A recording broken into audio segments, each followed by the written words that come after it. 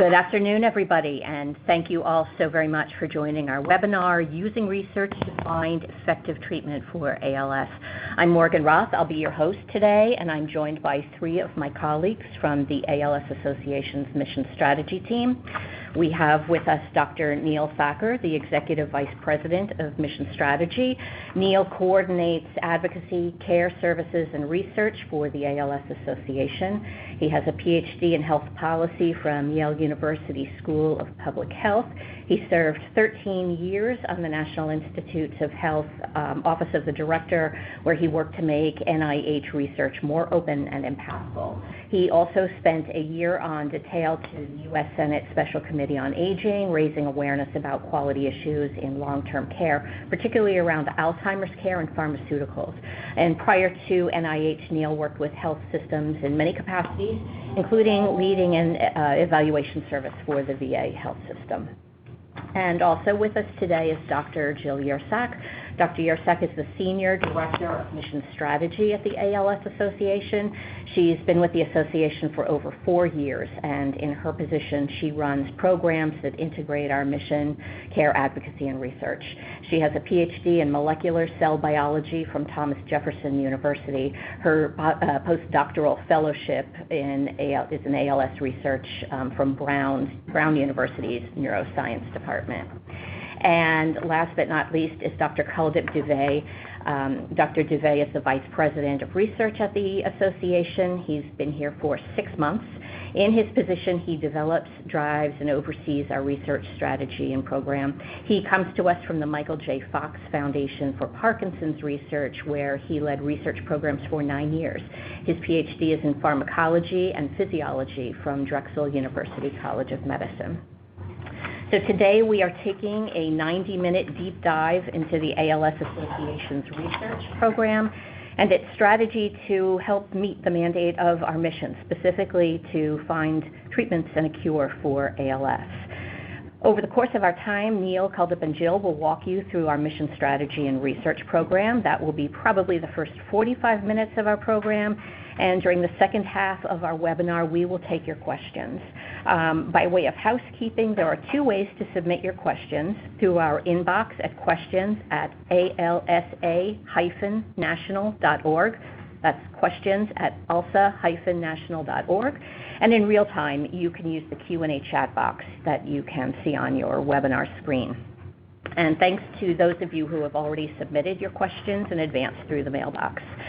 In the event that we are not able to take and answer all of your questions during our 90 minutes together, please do go ahead and submit those questions to the questions@alsa-national.org mailbox, and we will respond to them.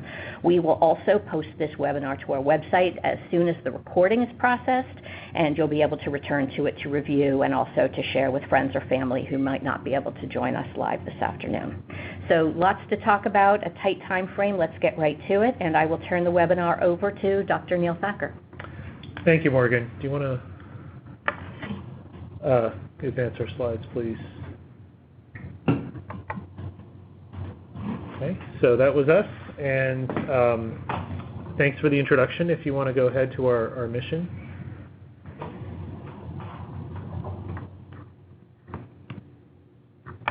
So the mission of the ALS Association is to discover treatments and a cure for ALS, and to serve, advocate for, and empower people affected by ALS to live their lives to the fullest. And so that's a complex statement. What does that mean? And so I break this down into 3 different categories. And so we're serving people affected by ALS, and that includes individuals and caregivers and family members of people who have ALS. And the how we do these things is by discovering cures and treatments, and that's the primary focus of our research program, and then to serve, advocate, and empower people with ALS. And what are we looking for? What's the end state? And under our mission, it's living life to the fullest, and that in itself is a complex statement, and I unpack that in 4 different ways. And so wellness, can you be as healthy as possible? Can you have joy in your life? That's emotional connections with your friends and family. Can you have a life of meaning where you get to live the social role that you see in your community, whether that's as a member of a community, a neighbor, a friend, an employee, a parent, or a family member? And do you have security in your life? Physical security, so your health, your breathing, your equipment is taken care of, and financial security, so you and your family can live life to the best extent that you can. Next slide, please. And so we do this in three major mission areas: our care services, advocacy, and research programs. And so our care services program provides access to resources and support evidence-based care throughout the country. We serve about 20,000 people with ALS across our 39 chapters. We have a network of 90 centers around the country that provide the evidence-based standard set by the American Academy of Neurology for clinical care for ALS research, for ALS treatment. And it's a fundamental service, and I'm sure many of the people on the call have direct experience with it. We also run an advocacy program where we provide, we have a team that goes and makes sure that we get support for people with ALS, better support for research, better support for services and treatment, and also to protect the rights of people who might be impacted by ALS. And then our focus of our discussion today, our research program, which is looking for ways to better treat, better manage, and also to ultimately end ALS. And what's important to realize about the association is because we have all three of these programs working at the same time, they can all reinforce each other. And so our care services program also is a really important way to provide access to clinical trials for people through our clinics. And most ALS trials in the country go through our clinics in one way or another. When our care services program identifies a need or a deficiency in the ability to access care, our advocacy program can engage with Medicare, for example, to fight for those resources. And then our research program gets to feed into all of these programs. New discoveries in quality of care, how care should be delivered, for example, can support our care services program and the way that we support people with ALS out in the community. Next slide, please.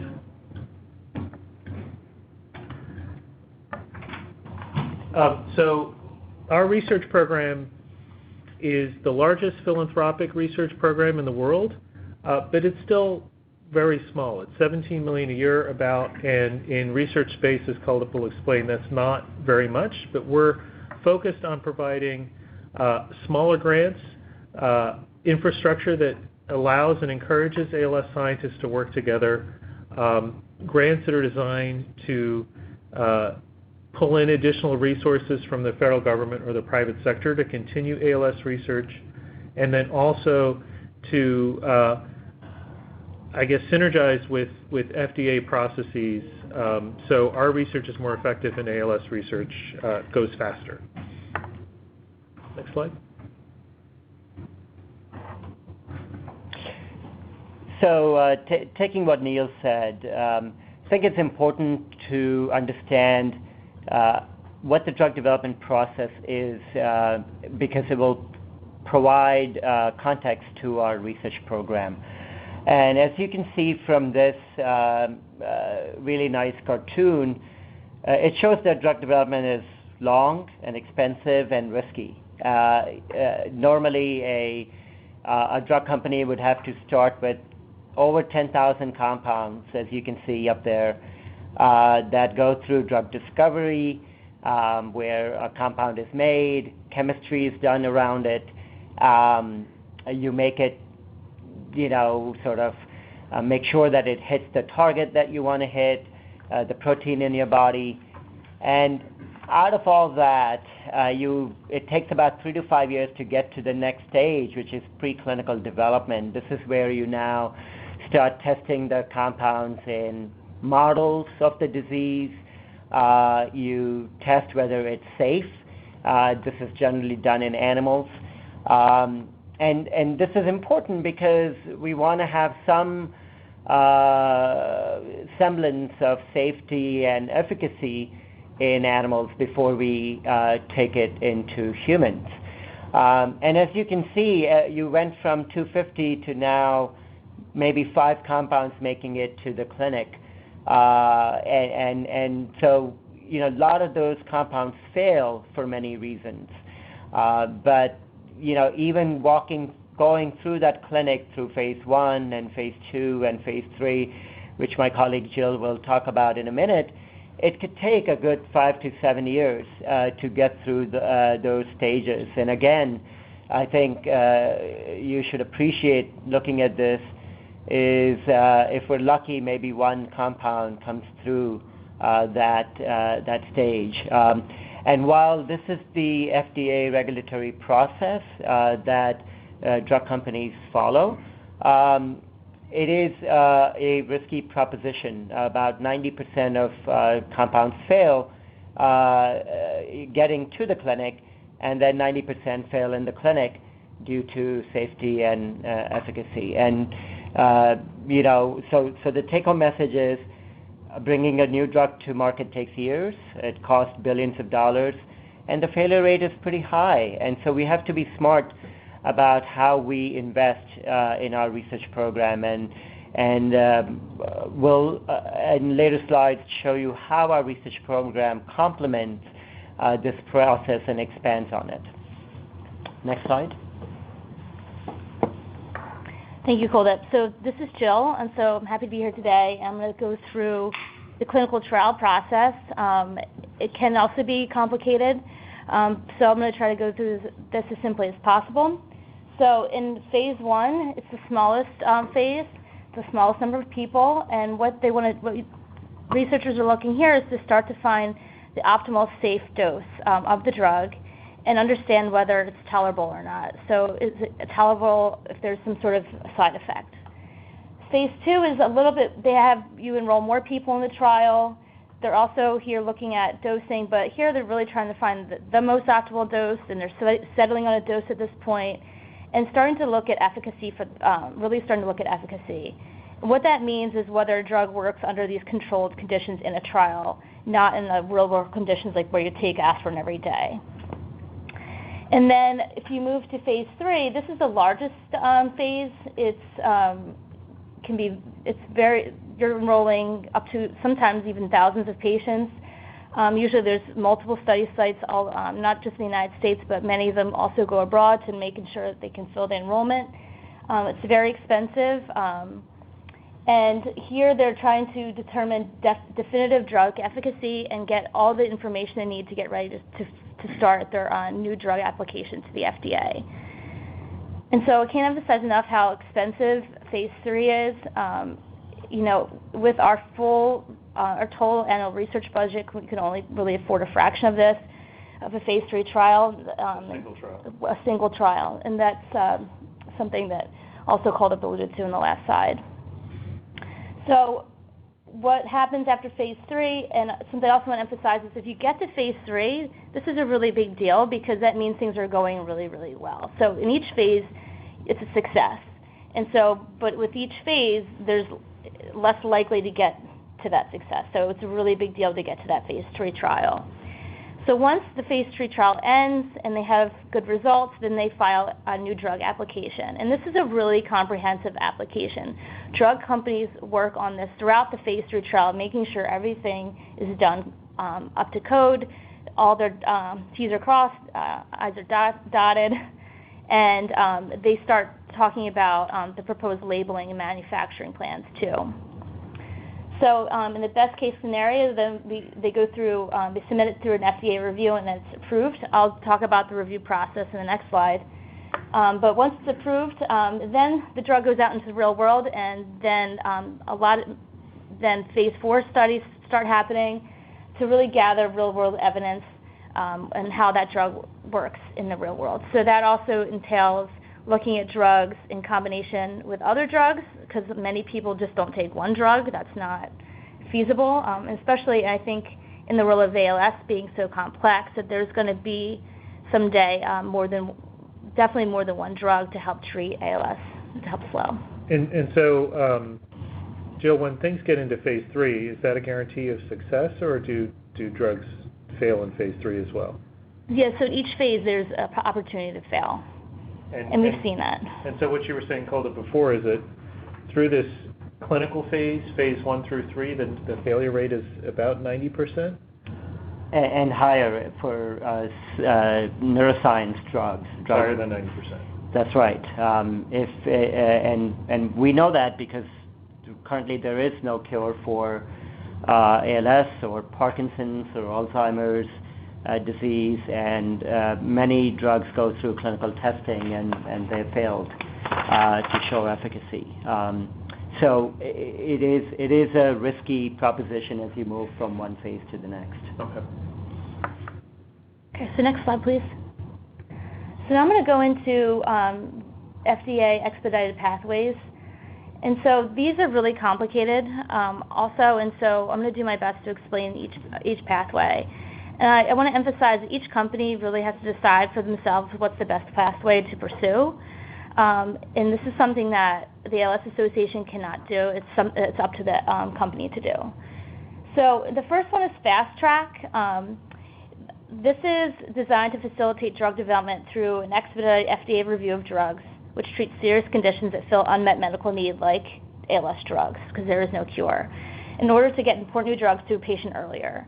So when you receive a Fast Track designation, it's a great thing because it allows companies to have more frequent meetings with the FDA to discuss the drug's development plan. It allows more frequent written correspondence from the FDA, so it's just a lot more communication with the FDA than normal. Then it also allows you to have eligibility for accelerated approval and priority review, which I'll go over later, only if relevant criteria are met for each of those pathways. Also allows the company to do a rolling review, which is really good because the drug company can submit completed sections of its new drug application. Because like I said, those new drug applications are long and there's many sections, so what they can do is they can submit one section at a time instead of having to submit the whole thing at once. So it just allows them to keep moving through things faster.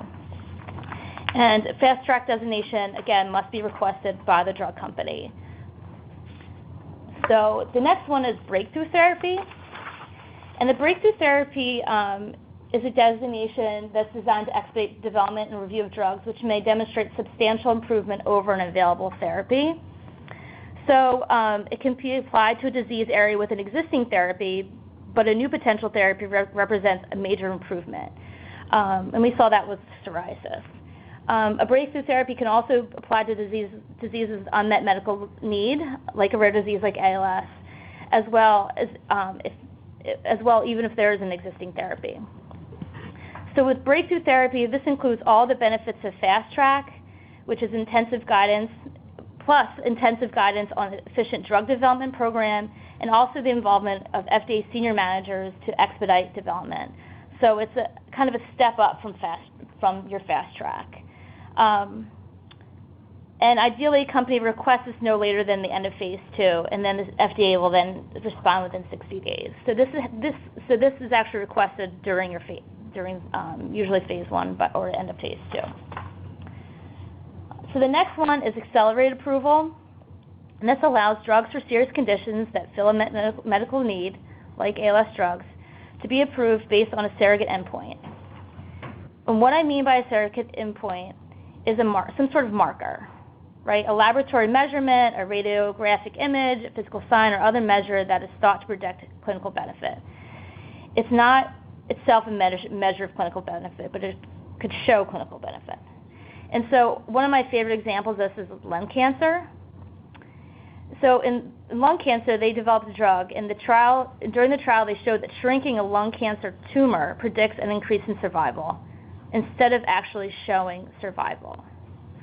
So it can actually save valuable time during a trial during the approval process, because you don't want, instead of waiting for a survival benefit, they can see a benefit with the surrogate endpoint, which is really important. And also, I have to emphasize, can be very hard to do, especially with ALS, because we're still working really hard to really formulate the best biomarker for ALS to be able to do this effectively. And Kuldip will talk later about what a biomarker is in more detail, but I wanted to at least mention this here. So the last is priority review designation. And that means the FDA's goal is to take action on application within 6 months. And that's compared to 10 months under standard review. And this does not affect the length of the actual clinical trial period. And this is extremely valuable to companies. And so here the FDA will decide on the review designation for every application, but a company may expressly request priority review as described in the guidance for industry, expedited programs for serious conditions, drugs, and biologics. So there's directions on how to do them. They're encouraged to then ask for that. But when I'm talking about this, a lot of the companies, they're in constant contact with the FDA. They're in meeting with them, and they're guided about what they should, in these expedited pathways, what's best for them based on their clinical trial information and whether they have a surrogate endpoint or not. So this is an ongoing conversation that they have. And again, they're trying really hard to find their best pathway to get drugs to patients with ALS as fast as possible. So what you're saying is the FDA has created lots of different special exceptions for particular trials, especially for rare diseases and diseases that are very serious like ALS, so they can go through the FDA process faster. The company has to ask the FDA for that permission, and then the FDA grants that permission. And it just depends on the pathway the company chooses, depends on the particulars of their study and their drug. Is that correct? Exactly. Okay, thank you. You're welcome. So, next slide. So here's some examples that we pulled together showing the FDA's flexibility and recognition of the seriousness of ALS. So the first one is actually earlier this year in January, the FDA granted fast track designation to Revolicio Corporation, I'm sorry if I didn't say that name correctly, for an experimental drug for ALS called RNS-60, which is a neuroinflammation target. So this was something that we were very happy to see, and this is, again, something that they requested to the FDA and were approved to get. Another example of this of fast track designation was to NurOwn for the treatment of ALS, and this is back in 2014. So you can see with just the date, this is during an earlier phase of NurOwn, not during the phase 3 trial. Another example is the swift and FDA approval of Radicava, and this happened without conducting clinical trials in the United States, and it really demonstrated the openness by the FDA and flexibility in support of the ALS community for a favorable environment for drug development in the ALS space.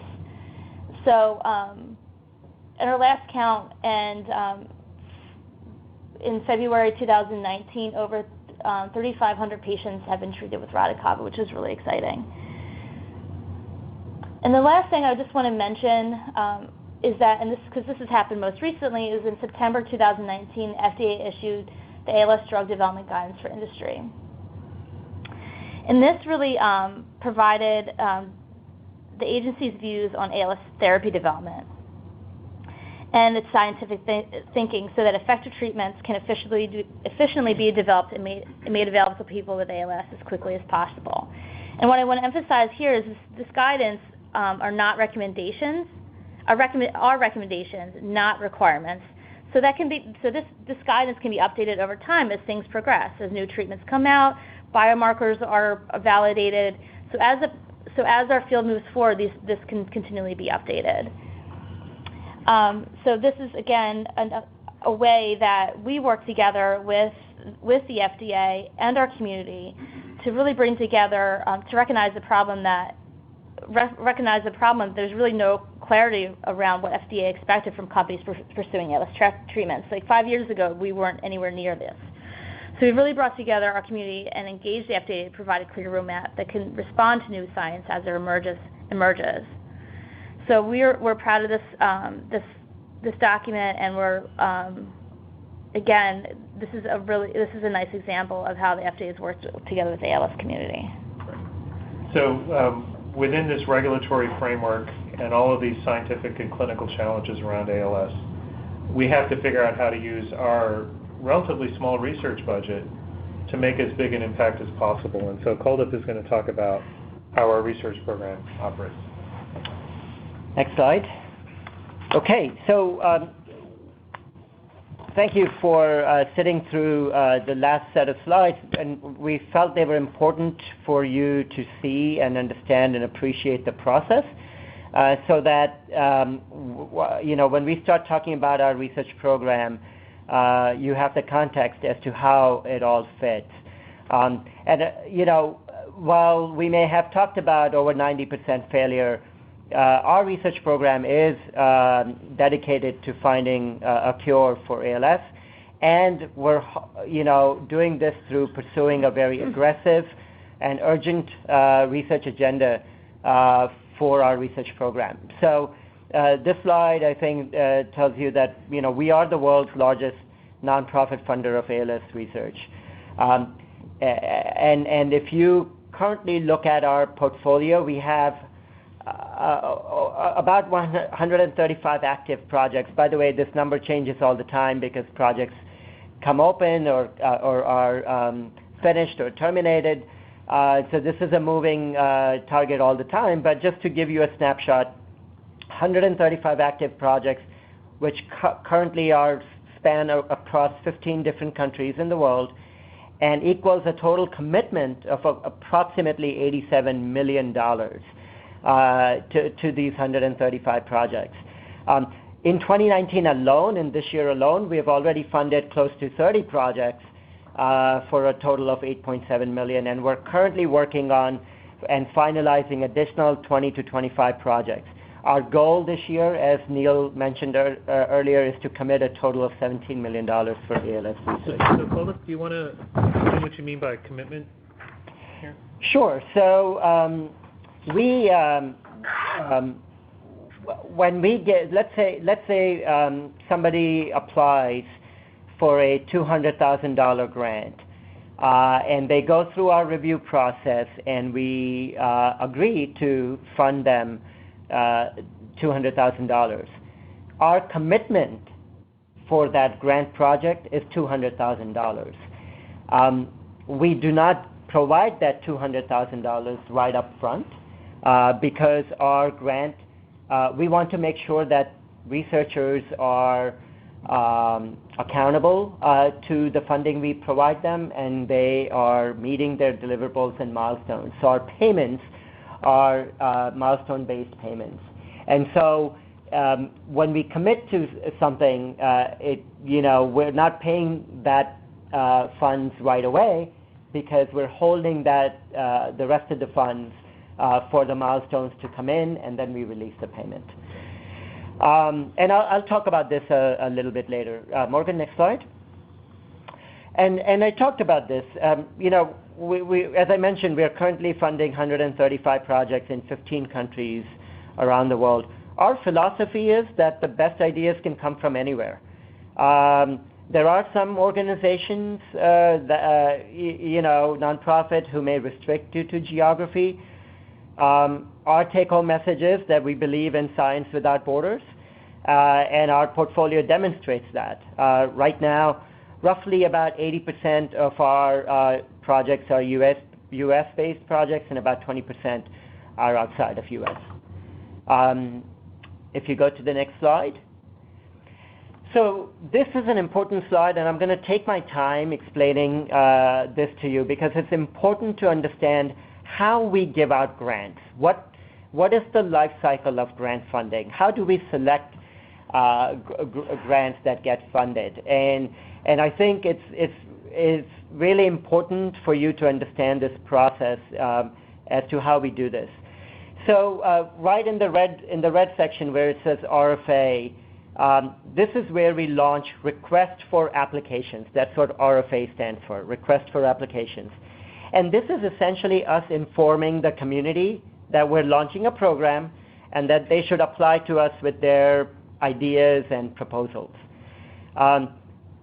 These RFAs could be completely open RFAs, as in investigators can come to us with any idea, or they can be more focused RFAs, where we may be interested in funding particular topics, for example, telemedicine research or research on assistive devices or drug development. Once we go into the blue stage, which is the review stage, This is when we receive applications from the community. We bring together a committee, and generally we call this committee a review committee. And this review committee is a committee of key opinion leaders and or experts who help us evaluate the proposals that have come in. And they evaluate these proposals on many criteria, on how good the science is, whether the experiments are logical, whether the idea is novel, whether collaboration and teams are set up for success, whether the applicant has relevant expertise, et cetera, et cetera. The point here is that these reviews are not done by and decisions are not made by a single person here at the ALS Association or a single person out there. It's a committee that reviews these projects that come in and recommend for funding. What's great about our review process is that we provide our reviewers freedom to strengthen the proposals. Our reviewers can recommend experiments. They can, for example, let's say a proposal comes in and aims 1, 2, and 4 are relevant, but aim 3 is not. Our reviewers will say, let's focus it down and take out aim 3 and let's fund it. So we don't want to throw out the whole proposal because there may be one element of a bad idea in that proposal. The second strength of our review program is that we provide these critiques back to the applicants. So even if they don't get funded, they can see why they were declined, and they can optimize their applications for next time. It is important to note here that after the Scientific Review Committee has provided recommendations on what gets funded and what doesn't, the recommended grants then get approved for funding by the Research Committee of the board of the association. And so once the Research Committee approves a proposal, it moves into this gray section called the grant, and that's when the application, the proposal, becomes a grant. And again, it's important to note that we believe in rapid contracting and that our contracts encourage and endorse data sharing via repositories and publications so that the rest of the community can see the results and learn from them. Also important to note here that, and I said this earlier, we don't give the full payment up front. For example, if it's a $200,000 grant for a 2-year project, we'll give them $50,000 at the start, $50,000 at 6 months, $50,000 at 12 months, $50,000 at 18 months. And each of those payments are only released to the awardee after the awardee sends in a project update and we can confirm that they're meeting their milestones and deliverables. We want to make sure that we're good stewards of the funding that we have raised and that we're accountable to our donors in the similar way that our scientific awardees are accountable to us. Take-home message here is that our research program is driven by core values of urgency, transparency, and accountability. Go to the next slide. And so this is our research strategy. If you had to overlay our strategic framework as to how we go about funding research to find a cure for ALS, this is the slide that will help you guide through what we're doing. And I'll actually walk you through each of these stages and give you examples of what we are funding and what we're currently doing.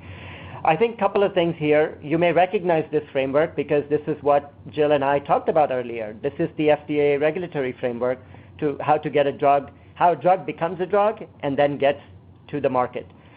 Our strategy, as I said, complements and expands on the different elements of drug discovery pipeline.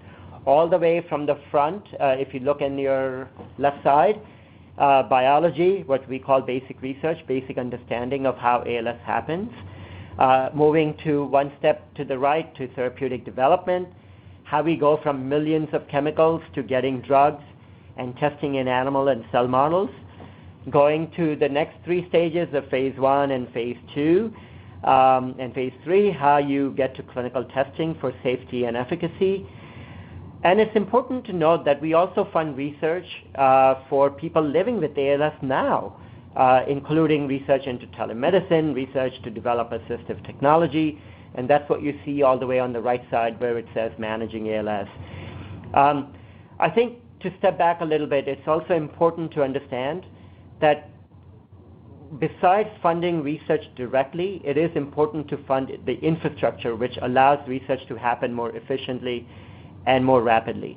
And that's what you see underneath, underlying all of these different stages are examples of infrastructure funding that ALS Association provides, whether it's development of bench tools, development of biomarkers, engagement with patients, with stakeholders, with the community, with FDA, and finally training and education for ALS researchers.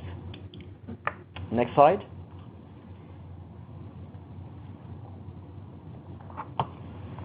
Okay, so now that I've given you the framework, what I'm going to do is walk you through this, each of them, and give you a very high-level understanding of what we fund in each of these stages. And I think the point I hope I can get across to you is how wide our footprint is in terms of our research agenda. Neil mentioned earlier, our annual commitment this year is $17 million. And in the scheme of $1 billion spending for one drug, that may seem like a small number, but we want to make sure that that small number is invested in a smart way. And so I hope that by going through this pipeline, you get the sense of how we are working on this pipeline to get the drug to the market. So very early on, if you see in basic research, this is what we call biology. And why is it important to understand biology? Because we do not know yet why ALS happens. We have some ideas from genetic discoveries, and Jill will talk about this a little bit later, some of the genes that are linked to ALS. However, it's mostly likely a mix of genetics, environment, diet, but we don't know yet. And we don't know what goes wrong, and so it's important to understand what is different in ALS, and can we consistently measure that difference? Because if we can determine what is different in ALS, then those proteins can become targets for drug development in the future. But before you get to that drug development stage, therapeutic development, you need to find the target, and that's what target ID is. Target ID is essentially target identification. And ALS Association funds research, and there are fancy scientific terms here like omics and epidemiology and modifier studies. These are just examples of the different ways you can find a target, a protein in your body that's different in ALS. Because if we know it's different in ALS, maybe we can change it or modulate it or modify it, and that becomes a therapeutic approach. But it's not enough just to find the ID, the target. We need to then validate it. What does validation mean? Our human body is composed of thousands and thousands of proteins, and maybe we find some signal that's different in ALS. We need to make sure that that's not a sort of a false positive, that it's not something that's going to lead us down the wrong path. So we need to actually take that finding and validate it in experiments done in cell models and animal models, and that's what we call, it's a fancy way to call target validation. And so we fund research like that, where people then take these protein targets and see if they can modify it, change it, and it has any kind of outcomes in ALS models. Again, this is important to do at this stage because we can't be testing these very early ideas in humans. We need to be able to test them in these early models to give us confidence that we can take them forward. Next slide. So then we move to so this is again just a very quick way of how do we find a difference between ALS and people without. You look at patient-specific cells, and again, what you're looking down here, don't have to worry about the names, transcriptomics, proteomics, metabolomics. These are just different ways to look at changes in our body, proteins and RNA and DNA, things that are different in ALS versus not. And again, these are the ways that we identify novel targets. Move to the next slide. So now we have moved from basic research to the next stage, which is therapeutic development. And this is really important. This is the stage that is where we are going to find the next cure or the next treatment for ALS. And this stage is important because this stage generally happens outside of academia. So basic research is happening in academia, where they're doing bench research and basic research. Therapeutic development happens with small biotechs, with pharma companies, and because they have the chemical compounds, they have the know-how, they have the expertise to do therapeutic development. So here, again, you don't have to worry about the different stages. I think I'm just giving you an appreciation of there are different stages within therapeutic development, such as chemistry, proof of concept, preclinical development, and ALS Association funds all of these types of projects. We can go to the next stage, Morgan. Okay, go ahead. So I'm going to give you a quick overview of antisense technology, and this is something that we've been funding since 2004 in Dr. Don Cleveland's lab at the University of California, San Diego. And this is something we've been really excited about for years, and I think this is a really nice example of something we funded that's gone really far. So first is, what is antisense technology? And so what that does, this technology allows researchers to make changes in your DNA, which is your genetic code, or your RNA, which is really the instruction book to make protein. So it can work in many different ways depending on the type of mutation. It could fix a mutation to make it normal again, or it could get rid of toxic protein by not allowing it to be made in the first place. So there's different ways, techniques that researchers do to allow this type of therapy to work. And so currently, this is only for people with ALS with a known gene mutation, meaning that they have ALS in their family. And so we've committed over $1.5 million at least to projects in antisense technology, and this is a really good example of leveraging. This relatively small investment was enabled to convert to over $100 million. I think that's $100 million is honestly low. It is low. And so the reason why is because there's multiple antisense drugs in trials right now, not just in ALS, but also in other diseases like Alzheimer's, Huntington's disease, myotonic dystrophy, and others. So currently in the drug pipeline for ALS is an SOD1 antisense drug. SOD is the second most common ALS gene in familial ALS. And this drug is currently in phase 3, and it's called the VALOR study to test the safety and efficacy of, now the drug is called tofersen, and is enrolling both the United States and abroad through Biogen. Biogen also has a phase 1 study in C9orf72 targeting. So C9orf72 is the most common ALS gene mutation. So this will be able to impact even a larger number of ALS patients in the familial ALS space. And so we think these are really have a lot of promise, and we're looking forward to hearing results of both the phase 1 and phase 3 trials, hopefully in the near future.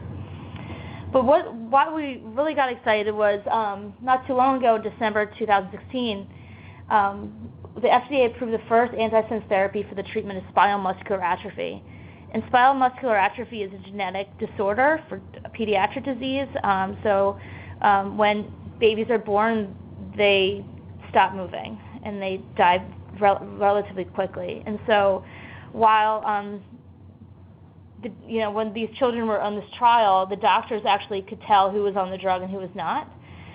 They actually saw the babies starting to move again. So what happened was they saw this happen, and the FDA was able to move quickly and get this approved and get people on this this drug called Spinraza as fast as possible. So this is something that, in my personal opinion, is that, if it works in the FDA, works for SMA, why couldn't it work in ALS? So this is really exciting. Okay, next slide. Next slide. So I just want to point out that you will see that in each of these phases I have examples listed. The examples they're just examples. Doesn't mean that that's the only phase 1 study or the only phase 2 study or that we have funded. So I just want to be clear so that there's no misunderstanding later. So if you see here, we do fund phase 1 and phase 2 studies, and there are not that many in our portfolio, but we do fund them, and have done so over the years. And so an example of here, this one is the one that Jill mentioned earlier, RNS-60, which is a antioxidant neuroinflammation drug that we have funded in phase 1 for safety and tox and biomarker study. Similarly for phase 2, I think you all have heard about our support of Stanopel's Treg trial that's currently ongoing, testing the immunotherapy approach against ALS. ALS Association does not fund phase 3 trials. I think both Jill and Neil discussed this earlier. These are extremely expensive trials, can run upwards of $50 to $100 million, and this way above and beyond the reach of our research program, and that's just for one drug. So moving on to the next slide. Can I interrupt you for a second here, Cole? Absolutely. So you're getting to an important point. We're funding some clinical trials, but we're not funding all clinical trials. Even in the phases that we fund. We fund some phase 1 and phase 2, but certainly not all phase 1 and phase 2. Why would we fund one phase 1 trial or not, and not another phase 1 trial? Why don't we try to fund all of them? Couple of reasons. One, they have to apply to us, the companies, and there are various reasons why drug companies may or may not apply to us. Sometimes they may have funding already for that phase. Their investors may not be happy about nonprofit funding because it dilutes their investments. So the first reason is that they have to actually come in and apply for phase 1 funding. Two, even if they apply, not all phase 1 proposals are going to be the same. And as I said earlier, there is a criteria by which our reviewers evaluate these proposals. And these criteria are used to make decisions on which phase 1 study we fund. So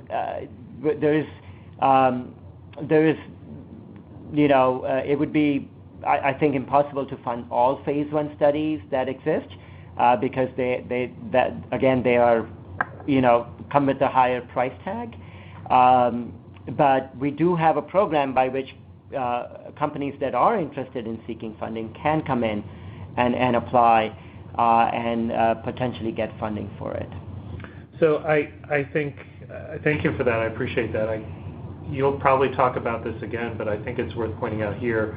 We have a very broad portfolio, and we recognize that we have a small fraction of the research funding that we need to cover all the studies that need to get covered in the ALS space. Correct. And so our priority is to make sure the work gets done, right? Not necessarily to fund it ourselves. Is there any value for us funding a project as opposed to the project being funded by another charity or by the government or the private sector? Yeah, absolutely. Sorry, I didn't get the question. I was saying, if the work is getting done, does it matter if we fund it or NIH funds it or the private sector funds it for our research goals of finding an effective treatment? No, it doesn't matter, actually. Yeah. I see. I misunderstood your question. Sorry. So, I'm sorry, I ran you off course. Yeah, no worries. Okay, go to next page. So I want to quickly talk about the clinical trials. So there's a number of promising drugs in the ALS space in the clinical trial pipeline. Right now, according to the NEALS clinical trial research site, which I highly recommend and we fund, is that there's currently 31 interventional, meaning a drug trial, and 32 observational trials, meaning they're not testing a drug. And this is as a search of, I think, 2 days ago for me. The number is always fluctuating because just like our grants, clinical trials start and end. And so I'm not going to go into each drug in detail because that can be a whole webinar in itself, and I don't want to take up too much time. But this is just an overview of some of, but not all the drugs in each phase. And as you can see, the ALS Association has funded many of these trials, either preclinically or during the trials, but again, not in phase 3. So, for example, on the right, arimoclomol, we funded both preclinically and in also earlier phases of clinical trials. And tofersen, I have asterisks here, the VALOR study is a drug, the antisense drug that we funded preclinical and also in earlier clinical trial, in I think phase 1 clinical trial, so not currently. So we are really hopeful for the future of all these drugs, and we look forward to learning about the results of these trials. And we have conversations with many of these drug companies, and they know that we support them and that we want effective treatments as quickly as possible, and that we're ready to work for them to really help make that happen. So I'm an optimistic person. I think the three of us sitting here are optimistic, and we really hope beyond hopes that these drugs come through the clinical trial process as fast as possible to ALS patients. Next slide. And so a question we get a lot is like, how can we find a clinical trial in my area? And this can be really daunting, especially when a person is first diagnosed. And I know a lot of these trials have eligibility criteria so it's important to know this as soon as possible if you're interested in being involved in a trial. And deciding to be in a trial is a really personal decision between yourself and your doctor. And we really thank those ALS patients who've given their time to try to make the world better place for other ALS patients. So we have a really great partnership with the Northeast ALS Consortium. We've been working with them for over 10 years, I think 12 years or 14.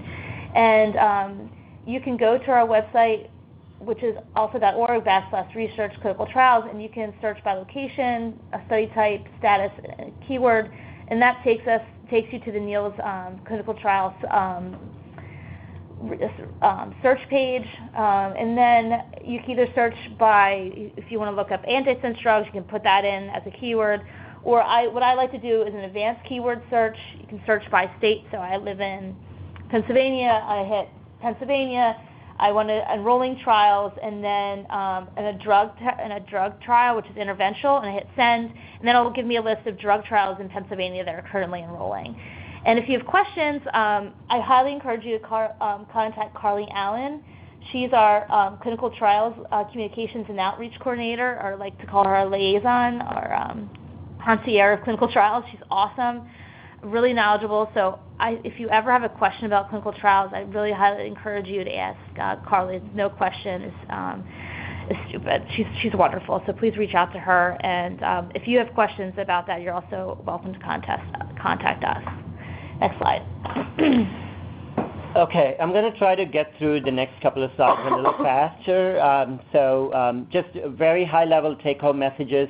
Managing ALS, I think here I told you we fund research to that helps people living with ALS today, and this is whether it's research on measuring burden, financial, family caregiver burden, whether it's development of assistive devices, whether it's the quality of life issues such as care and delivery or telemedicine. Next slide. So, and I think, as I said earlier, underlying this pipeline is the infrastructure research that we fund, and this is again very important This is not sexy work like, drug development, but it's important work, and a foundation like ours can really have an impact here. So in this case, it's research tools developing animal models and antibodies so that researchers at the bench don't have to make those antibodies or animal models, and they can just get access to them through an organization and continue their work. So it can happen, their work can happen more rapidly. If you go to the next slide. We fund biomarker development, and not just development of biomarkers, but validation and commercialization of that. And let me, if you go to the next slide, let me just talk to you very quickly what a biomarker is. So a biomarker is any measurable indicator of health and disease. So an example of this is it could be your heart rate, it could be your body temperature, it could be blood pressure, it could be cholesterol, it could be PSA levels. This is something that is really an objective way to look at what's happening in your body. And I think Jill mentioned this earlier. If you have met one patient with ALS, you have met that one patient with ALS, right? Because every patient is different. They have different symptoms, they start differently, they have at different ages to get diagnosed, they progress differently. If we had an objective way, not an ALS-FRS score, which is important, but an objective biomarker that allows us to say, that this is ALS, I think that would be very helpful. And that biomarker can be measured in many, many different ways. It could be a body fluid biomarker, something in blood, something in urine. It could be a biopsy of a skin, for example. It could be a brain scan, like an MRI. And some of the biomarkers here are very critical because we don't know someone that will go on to get ALS. And, for example, when someone has high cholesterol, we say that's an indicator for heart disease in the future. If we had something like that for ALS, that would be great. Diagnosis, again, sometimes it can take a long time to diagnose an ALS patient. If we had a particular protein or gene that we can measure quickly that says, yes, this is a diagnostic marker for ALS. Similarly, whether someone will progress faster or slower, or someone will respond to treatment if we could have a biomarker for that. So again, this is really important. Next slide. Patient cohorts. The most important value that we have is involvement of patients in clinical trials. And here we support, Jill mentioned earlier, an alliance, the NEALS Consortium, which enables clinical trials and clinical research in ALS. We also support the CDC registry, which collects population-based registry and sample collection for ALS. Although to patients. be clear, we don't give the registry funding. We support them with their advocacy program. Correct. Thank you for clearing that up. And we support, as I said earlier, data analytics and sharing through repositories. Next slide. And coming to community engagement, Jill will say a few words. So we also we want to engage our community as efficiently as possible and really understand the experiences and the burden of people with ALS and their families. So we've done surveys in the past called the Impact ALS Survey, and we're about to roll out a survey program called ALS Focus, which is a survey platform to really get to understand the experiences of people with ALS and their families. Because their voices can really help inform drug development, clinical trials, regulatory decisions, and so on. So in order to make those decisions and have great programs and policies, we need that data. Without data, no one's going to take action. So we're going to be working together with the community to start compiling that data, and there'll be more of that in the future. But we also have a lot of great relationships with our industry partners, other nonprofits, government regulators, CDC, FDA, among others, and we just recently had a meeting at the NIH. So we're really trying really hard to work together as a community, because I can't emphasize enough, if you don't collaborate, we're not going to get anywhere. We have to work together, and we don't want to have to repeat the same thing, because if we keep repeating things, we waste time and money. We don't want to do that. Next slide. Okay, and finally, for infrastructure, training and education is important. ALS is an important field, but we also need people to be focused and be involved in research and stay interested in ALS research. And we provide fellowships for trainees, whether that's on the clinical fellow side in our collaboration with AAN, or our postdoctoral fellowships that we provide training on the preclinical side.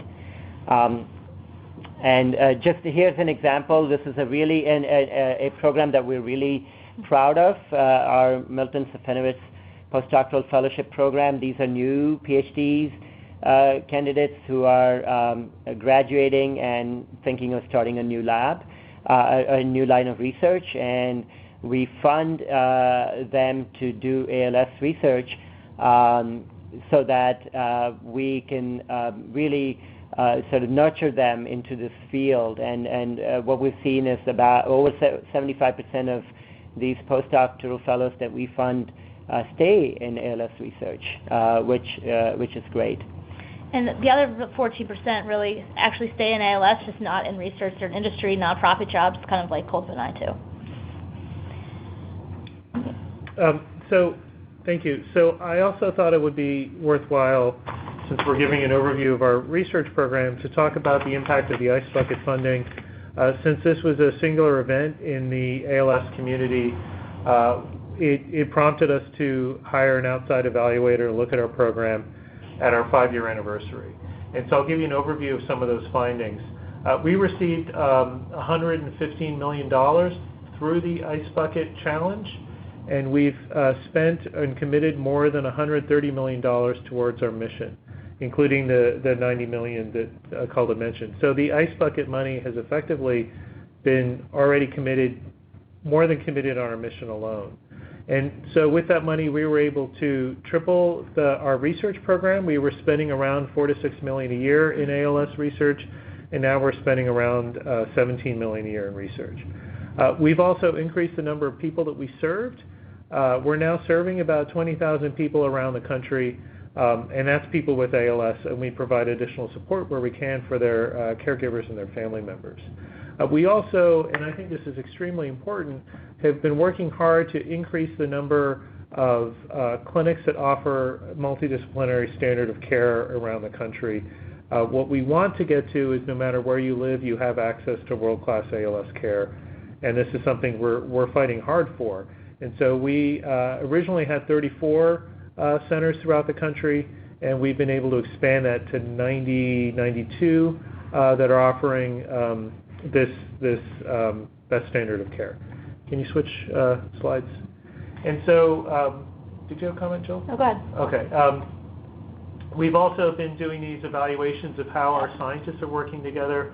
Kuldip has mentioned both these training programs we have where we try to bring in new people, and also other programs where we try to bring experienced scientists into the ALS space.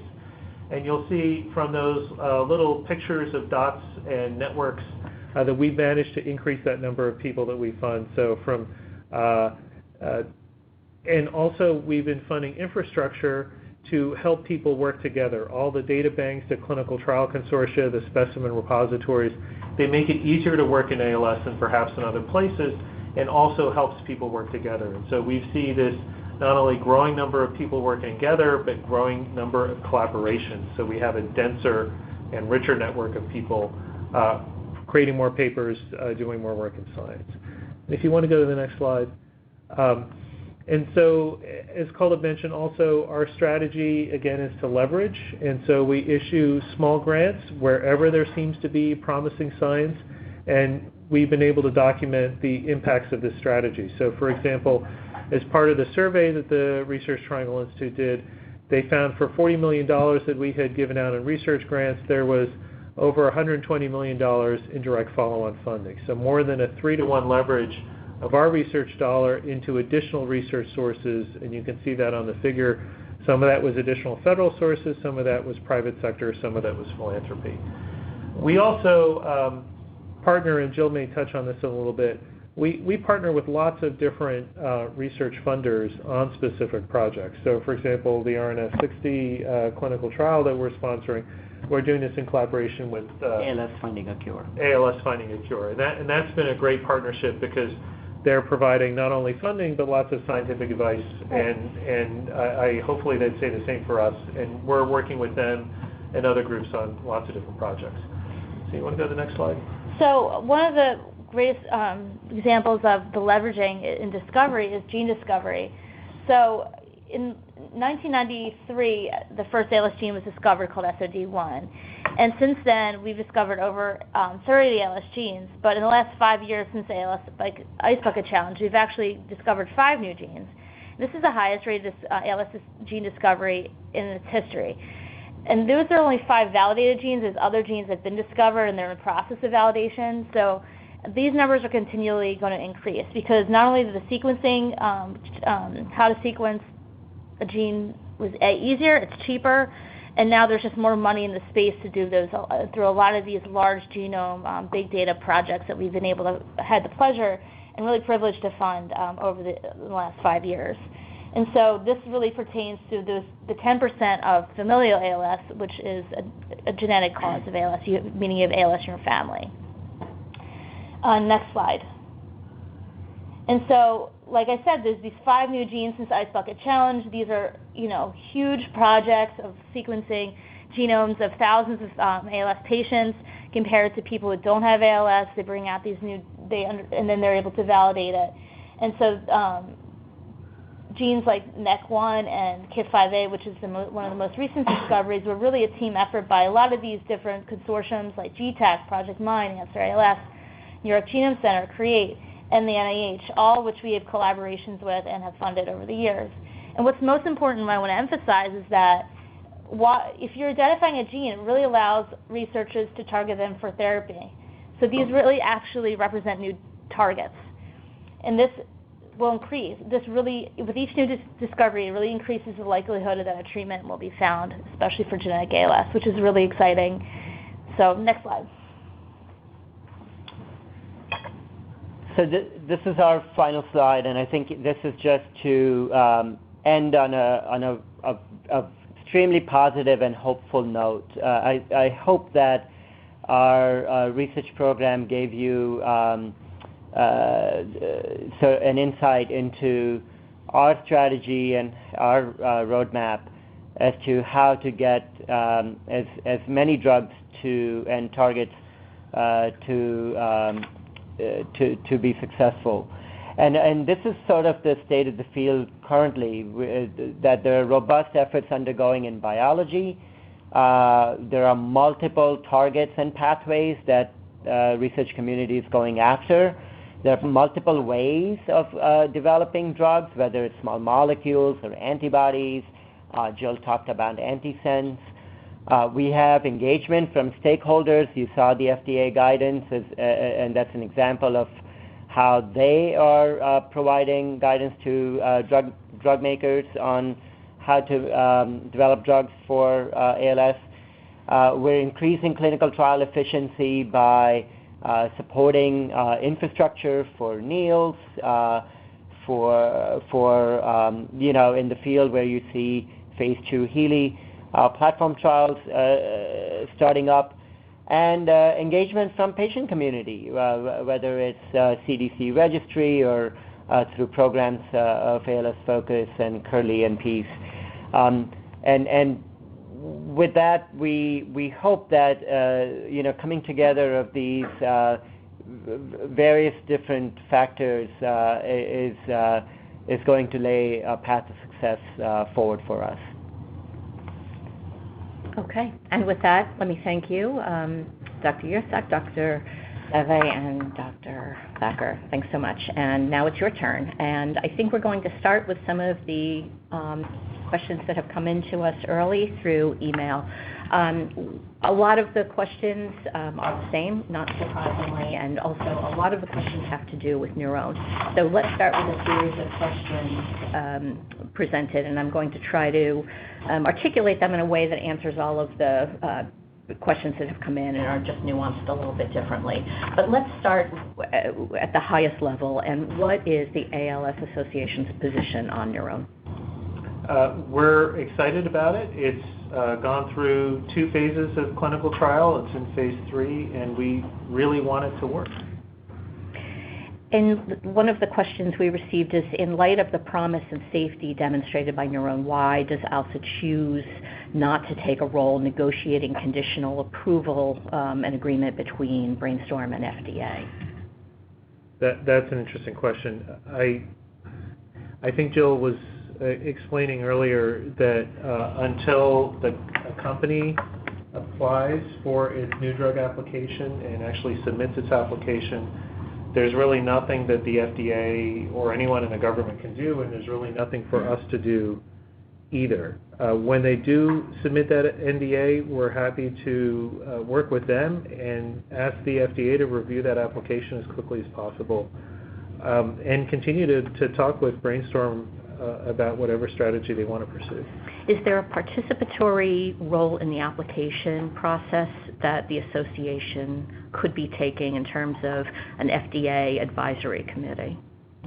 We haven't been asked to participate in a role like that, and I don't think there's anything official that we could do. After I just said we think NurOwn shows a lot of promise that we wanted to succeed, I don't think we'd be seen as unbiased. And so perhaps the FDA wouldn't want our opinion, knowing that we are already biased towards it, but we would be delighted to give them our opinion anyway.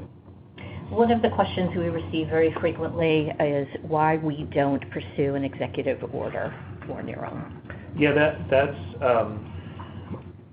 rather strange, because the president doesn't have a direct role in this process, and asking the president to get themselves involved in a process raises all kinds of timing questions and legal questions. But it also comes back to the fundamental question: there's no new drug application to approve. And so what would we be asking the government, no matter who we ask, to approve? Until there's that NDA, there's really nothing the government can do. And we are often asked to follow the lead of the Kidney Foundation, or I'm sorry, I don't know that it was the Kidney Foundation, but the group that did pursue and win an executive order. What is the difference between what the kidney community went for versus what our constituents are asking of us to do in terms of executive order?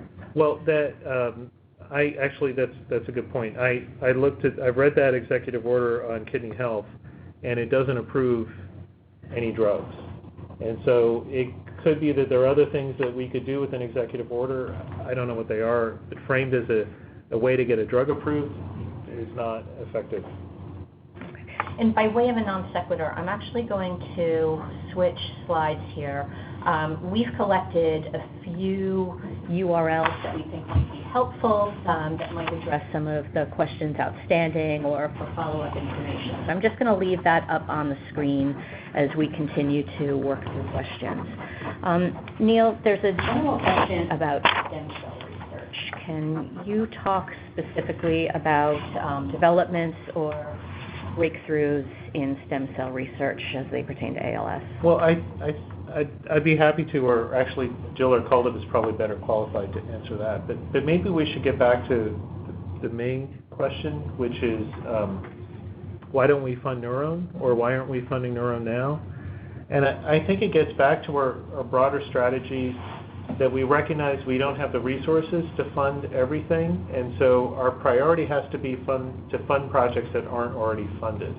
And so I think Brainstorm, to their credit, has shown great ability to raise the funding to cover their studies from the private sector, as well as from some philanthropies which are much larger than us. For example, the California Regenerative Medicine Program, which has, I think, $1.3 billion.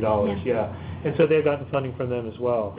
And that trial is working, it's funded, and so I think that's a real success for the whole ALS community. And we have to keep making sure that we fund the stuff that can't get funded and do the best we can with our limited resources. Okay. And back to Neurone, we have a question that asks, what about the right to try or expanded access? That's a great question. And so both of those pathways are legal pathways where a patient, and in some cases their physician, can apply to the company to get access to the drug while it is in its experimental phase. And that is completely between the patient and their doctor and the company. And the ALS Association, since we don't own the drug, we have no legal standing in that discussion at all. We have no way to influence it or no way to grant people permission to the drug. Someone has asked how ALSA will manage sponsors or our partnerships with other pharmaceutical drugs, supposing that Neurone is successful coming through the trials. Where does that leave the other drugs in the pipeline that we're supporting?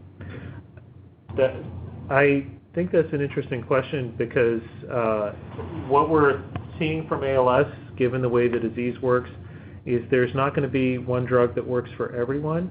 And so every new drug that comes out is a huge win for the entire ALS community.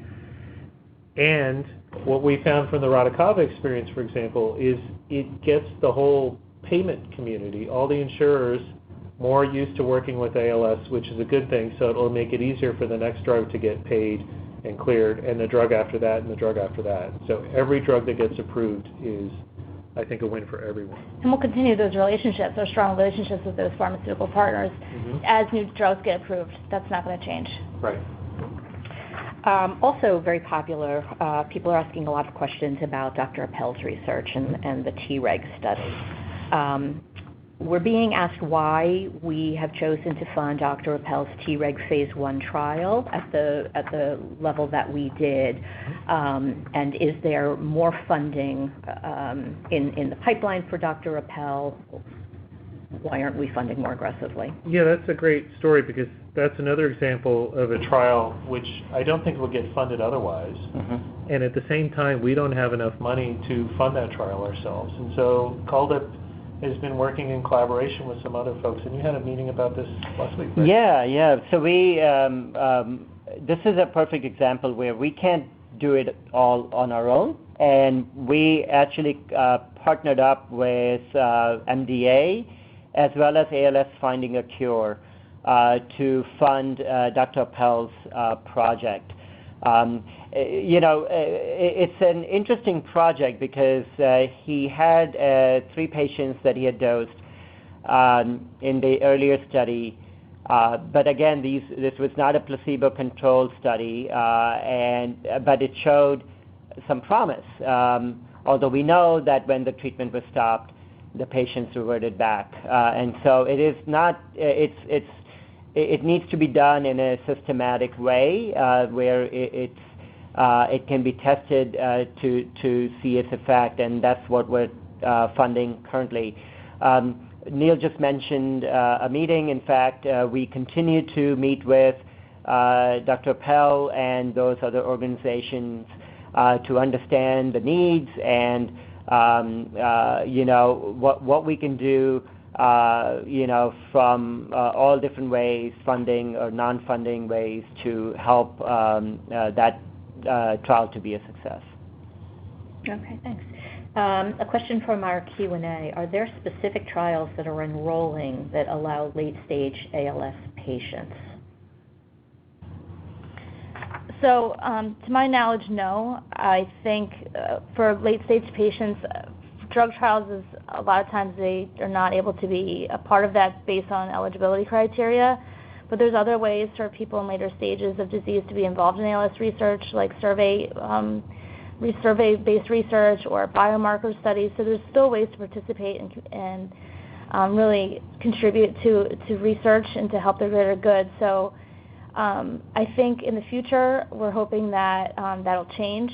I think there'll have to be changes on how clinical trials are done, and that's not a simple thing, an easy thing to do, but I think someday there could be a way that clinical trials could do dosing of different cohorts with people that with normal, quote-unquote, normal eligibility criteria that people are using now, and then maybe also dose patients who are slower progressors or later stages of diseases. But that takes policy changes and more money, so that's something that we could hope maybe happen in the future, but it's not happening right now.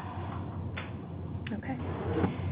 Moving on, and I'm just taking them as I'm reading them on our slides, so we might be bouncing around subjects here, but these are good questions. We have quite a few questions, actually, about the role of people living with ALS and their caregivers in influencing decisions that we make in terms of the RFAs that we accept and the grants that we give and the amounts that we fund. Can you talk about who makes up those decision-making panels and whether there's a role for people with ALS and their caregivers to participate? Well, there's a couple stages, and so one stage is the review by scientific experts, and traditionally throughout our program, I believe, it's only been by scientific leaders in the field, and then there's a second stage of review where each grant has to get approved by our research committee, which is part of our board of trustees, which is almost entirely either people with ALS or caregivers. It's like, I think, all. Or past caregivers. Or past caregivers, right. And so I do think, though, I take the point that there is a way that we could make our program more open for people with ALS in our review process. The other thing that we're doing is trying to make sure we have hard data about the preferences of people with ALS through the FOCUS program, which has already played a big role in the shaping of the ALS guidance from the FDA, and we hope, and we're going to be pushing for, shaping the way that insurance companies and Medicare also interact with the ALS community and get stuff funded. It's a good point, something we need to work on. Thank you. A few questions about the ALS Investment Fund. We recently made an announcement about our participation. Can you explain what that fund is and how it operates? Yeah, it's a private venture fund where the organizers of that fund are looking to bring private investors in to invest in ALS and receive a return on their investment. And we've pledged part of our investments, our own savings, into that fund, and so it's not coming out of our research budget. And we do not have control on how those funds are spent. It's just as if we, keep our funds in a bank account or a mutual fund, for example. There's a question that goes back to one of the points that Jill discussed regarding leveraging the $1.5 million investment in antisense and yielding a $100 million benefit. How is that $100 million valuated? In fact, the question is that $100 million a market valuation number for a drug you provided a grant for? How is that? So it's hard to make that calculation. It's really just an estimate, because once a drug goes into, like antisense therapy has been used in many different disease spaces, so it's not just ALS. So like I said, it works in, I think, muscular dystrophy, Huntington's disease, and many others, and SMA. So once an antisense therapy just takes off from one field, which started in ALS, and then expands to other fields and other disease spaces, that return is exponential, right? Because now it's not only have an impact in ALS, but other disease spaces. So that $100 million was really just an estimate. I think it's much higher than that, but it's hard to say exact numbers. And just to be clear, when we say return on investment, what we mean is additional research funding. Right. The association didn't receive any money. What we did was we invested in the basic research of that, and then other people came on and built upon that research with mostly private sector funding, but I think some government funding as well, to get additional research done. One of our listeners has asked us to explain our position on funding Brainstorm. Her question is, that we continue to say that there's nothing more to do to help brainstorm now that phase 3 is fully enrolled. But she's calling up previous funding from the ALS Association for AT-1501, a therapy from ALS TDI that had millions of dollars in funding behind it. So I can start that. So we funded the AT-1501 in the preclinical stages with the ALS TDI, which we were very excited about. And we're even more excited to see that that drug was able to move into clinical trials under their own a company that the ALS TDI founded. So we were able to then also fund this phase 1 study. So this is something we were really proud of. Do you want to continue? But just to be clear, AT-1501 funding is not a phase 3 funding. It's only in phase 1 right now. It's currently in phase 1, and it's determining safety in humans, and that's the stage it's at. And you recently talked to ALS TDI, so that's something good for us. Correct. Yeah. And so also, again, there are more phase 1 clinical trials than we fund, and more than we could ever fund. And it's just a matter of when we have the opportunity to support somebody and they send us an application and we can fund them. So we're pleased that we were able to fund that because it looks promising. But there are other fantastic drugs out there under study that we are not funding, and we don't want to build our program under trying to fund everything. We'll just dilute ourselves. Questions that came out of the recent symposium in Perth. Several prominent researchers in Perth said that neutrophil level is a good ALS biomarker that's ready to be used. Is the association considering an investment to validate neutrophil level so that the FDA will accept it as a surrogate endpoint? Yeah. Thank you. First of all, I was at the Perth meeting, so I was there. Studying the same data and results that were being presented. I think that maybe the person is wrong about neutrophils. Maybe they meant neurofilament and not neutrophils, because there was a lot of conversations around neurofilament at the Perth meeting. So if that is the case, neurofilament is a marker that is really interesting. I talked about this earlier about having an objective biomarker, and we think that neurofilament has received enough validation on indeed it could be a good biomarker. So we're currently in conversation. In fact, I spoke with one of the investigators, Bob Bowser, who is leading assay development and commercialization for the neurofilament protein, trying to see how we could support that further. In terms of neutrophils, we'll follow up on that and try to look into which particular poster that you are mentioning or talking about. But again, I think biomarker validation is important, and if we can get neurofilament to that level, that would be a successful step achieved.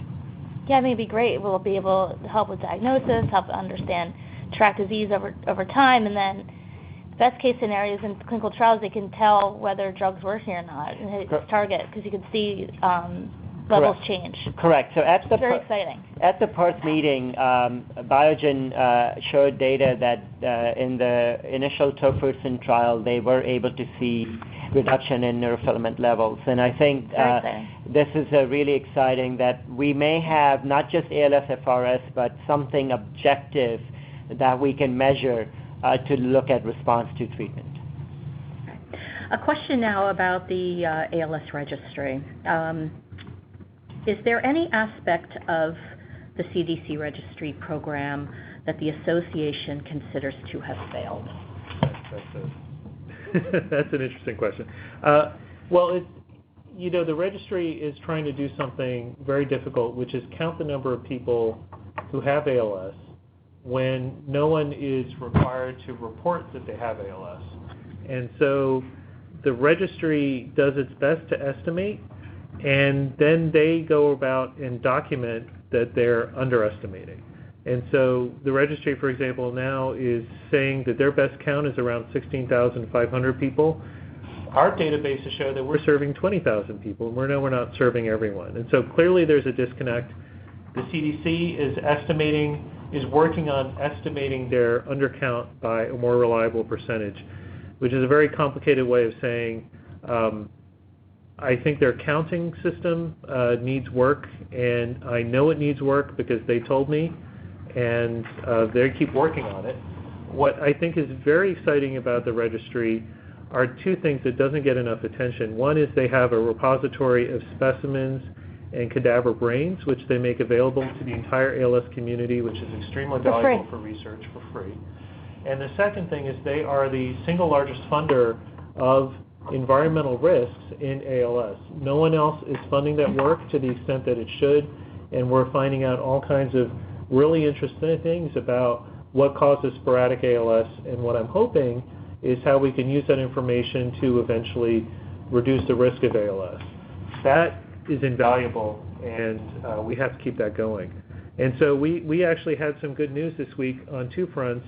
One is, and this is thanks to all of the folks who come to our advocacy conference, all the people with ALS who lobby on the Hill, the work we've done in collaboration with other ALS organizations to get the registry funded in the budget, which I'm hoping will be signed, and also to increase the Department of Defense ALS research budget from $10 million to $20 million. So we've just doubled that research program, and this is a great example of another thing that our research program is working in coordination with that program. They have a wonderful program officer. She's spoken at some of our conferences, and we've been talking about our research program with a particular focus, but in reality there's a much broader universe of ALS funders, and we get to work with all of them, and that makes this field very, I think, exciting and special in that respect.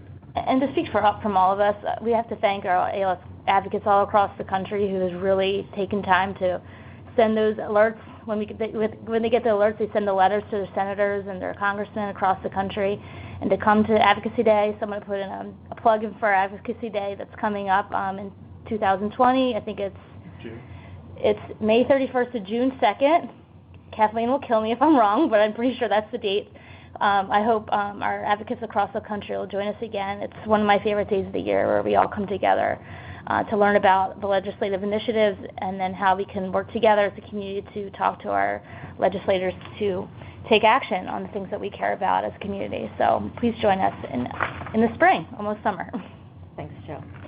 We've been asked to clarify a question that's come up a couple of times about funding to cytokinetics during phase 3 of a trial. We've said over and over that we do not fund phase 3 trials, and there is a misunderstanding, and I'm hoping you can clarify what the misunderstanding with cytokinetics. Yeah, we never funded a phase 3 trial.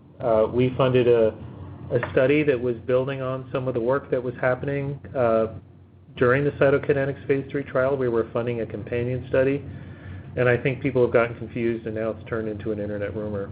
We've never funded a phase 3. It was a biomarker study. Yeah. They used specimens from the study to look at biomarkers, to discover new biomarkers, which is a really important thing to do, and it was a really nice opportunity because it was a big cohort of people to try to find those biomarkers. So that's why we were able to fund that during the phase 3 trial, not the phase 3 trial itself. Going back now to the topic of people living with ALS and caregivers and people close to them, representative in our governance at different levels, on our advisory committees, on our board itself. There's a question, actually it's a charge that we have no people living with ALS on our board or on any advisory committees. Yeah, that's not true. Tommy May, for example, is on our board. He's a really brilliant man who has a long career in banking and finance, who's on our board. We have also a series of committees that also have people with ALS on them, and we also have an advisory group for our focus program. And I think this is something we're always working on. And we also have people who are caregivers of folks who have ALS right now, and their experience is also really important. A question about our overall master strategy for research. The question asks if there is in fact a master plan, or do we take or follow up on funding opportunities just kind of a la carte? Well, I think I showed the master plan, but if maybe if I could kind of elaborate it in 4 sentences. Understand the biology of ALS, advance therapeutics for ALS, understand and discover biomarkers for ALS, and finally develop infrastructure for efficient preclinical studies and clinical trials in ALS. And so it is not random. It is not a la carte. I hope that that you were able to appreciate the overall strategic framework and the programs that we launched, the funding programs, feed into those strategic initiatives that fall under that umbrella. And so, this is why it was critical to have you appreciate and go through those different components, because you could see that there is an overall framework and that our individual grants and projects may be feeding into that particular framework. And Kuldip, when we get those applications in, they're all reviewed, correct, by outside experts? So it's not just us in a vacuum making those decisions, right? Exactly, and that's important to understand that all of the decisions that have been made in terms of funding happen at a multi-stage review. We get key opinion leaders and experts who look at these applications. They're not happening at mine and Joe's desk. While we are evaluating applications that come in, all applications are evaluated by researchers, by fellow researchers who are looking at these programs and evaluating them and providing funding recommendations. Our next series of questions, not necessarily relevant directly to the topic of research, but a fair question nevertheless. We recently changed our terms of services for our social media management, and we have removed comments over the last 2 or 3 months that we feel are either spammy in nature or contain rumor or innuendo, fact, non-factual kinds of statements. So I'll field that question if you don't mind. And I just want to remind everybody participating on our social networks that, first of all, everybody is welcome. Everybody is welcome to bring opinions, including opinions that don't necessarily align with the opinions and direction of the ALS Association. Constructive criticism is a really good thing, and even in your comments expressed in this webinar, there's a lot of really good food for thought. But I do want to say that the first responsibility of our social media team is to make sure that what we put out on our platforms is accurate and reliable, that information about the disease or therapies or services is absolutely accurate. And we're obligated to do that because a lot of people are making very important decisions based on what they perceive to be fact. So we're very, very careful about statements that we keep or make on our social media platforms. And when we see inaccurate statements or misleading commentary or spam, you've all seen the herbal remedies that pop up on our site from time to time, we remove them from the platform. But we also have a second responsibility to our community, including our staff and volunteers, and that is to protect them from personal attacks. A lot of our staff and even their family members have been subjected to threats and harassment on ALS Association social media and even on their own personal social media accounts. So I think it goes without saying that derogatory or personal attacks on any individual in our community, on staff, not on staff, anybody in our community, we will remove those immediately from the site. And threats, of course, are completely unacceptable, and we'll report them to appropriate authorities. Just want to reiterate that the purpose of our social media accounts is really to promote education and informed dialogue. Again, constructive criticism, always glad to hear it, but we really can't use our platforms for the airing of rumor or attacks or spam. So I hope that answers your question. One more question we have about the executive team. There's been question and scrutiny of our 990, especially pertinent to executive salaries. Can you talk about that aspect of our nonprofit overhead? Yeah, our overhead, if you go to our webpage, you can find our financial information, and you'll see we spend about 6% of our budget on administration. And you'll also, I think we mentioned that as we received this large amount of cash from the ALS Ice Bucket Challenge, we've been spending down that money, and we actually are in deficit, which means we're spending more money than we take in, and we have been for several years. And it's really important that we're financially solvent because we're providing services to 20,000 people, and we're committing millions of dollars in research every year to projects around the world. And you can also see from our 990s what the salaries are for our leadership. Our salaries are about in the middle of the road for the charity space. And the thing I always worry about for our folks is they're going to go jump to somewhere else like pharma and make considerably more, and they could. And with a disease like ALS that is no real clear sense of cause and no cure, it's really hard, and I do not want mediocre people working on this. I want the best people I can.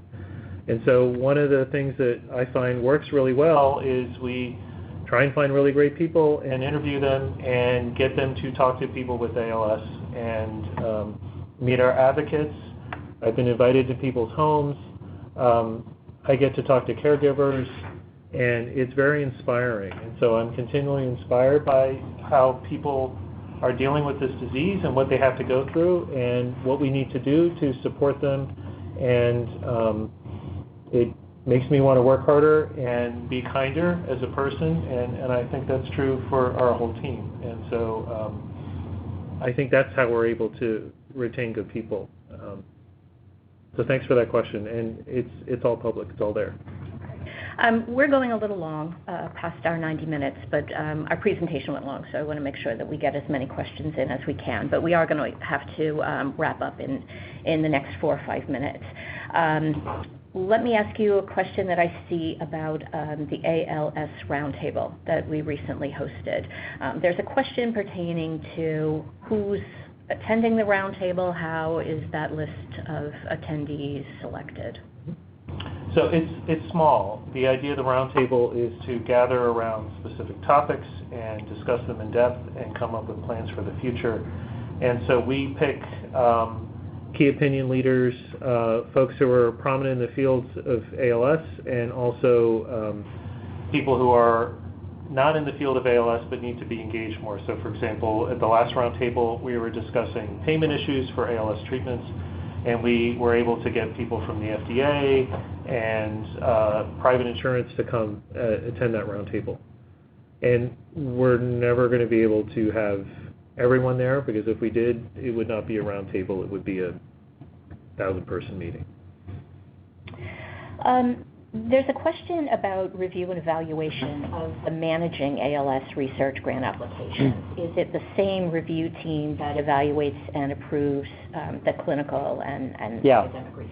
Yeah, I can talk about this in a more general sense. So Our review teams are ad hoc review teams, and the review teams are based on that particular RFA. So I think the question mentioned managing ALS. Managing ALS RFA was an RFA that was going to fund research on telemedicine and assistive technologies, on epidemiology, about brain and computer interface, things like that. And so the review committee is folks that are expert in those areas. We wouldn't get a drug development review committee to review the Managing ALS program, and we wouldn't get the Managing ALS review committee to review the drug development program. So we are very careful in who we pick as our reviewers, and we want to make sure that those reviewers have the right expertise to be able to review the grant application that's in front of them. Yeah, it's not a standing panel. It's custom to the applications we have. Correct. It's not. It's ad hoc and specific for the RFA program. I'm afraid because of the hour, we're down to our last question, but I will remind our participants that your questions are important and valuable, and the questions that have been submitted to our mailbox, the questions that we haven't been able to get through in the Q&A, we'll do our best to get you answers to those questions as soon as possible. And a reminder, we'll be posting this webinar on our website, hopefully within a few hours. We just have to wait for the recording to be processed, and that's something you can go back and review or share with people you think might be interested in our presentation.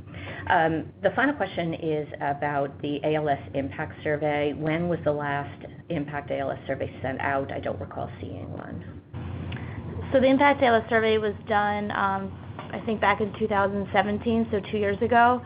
And that was the first survey under the ALS Focus umbrella. So in the last 2 years, we've been building out that survey platform, and we're about to really roll it out in January. So we'll be able to do similar surveys that are important to understanding the experiences of people with ALS and burden.